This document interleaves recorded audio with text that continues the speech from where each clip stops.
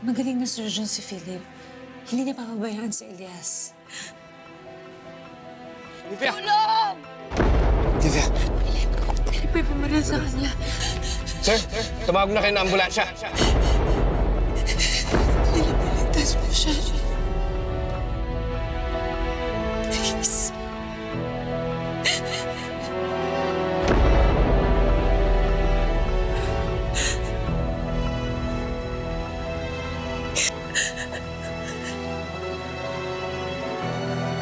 Si Philip, walang pag-asa ko ngayon.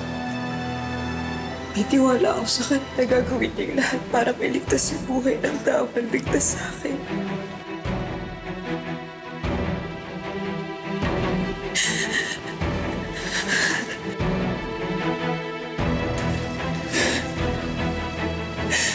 Olivia.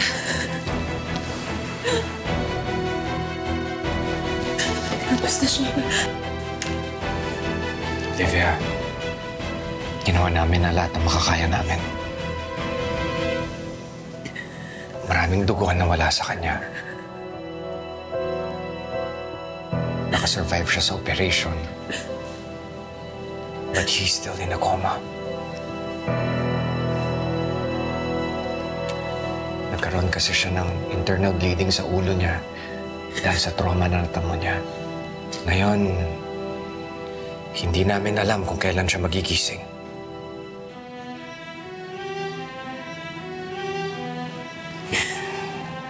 Olivia, huwag kang mawawalan ng pag-asa.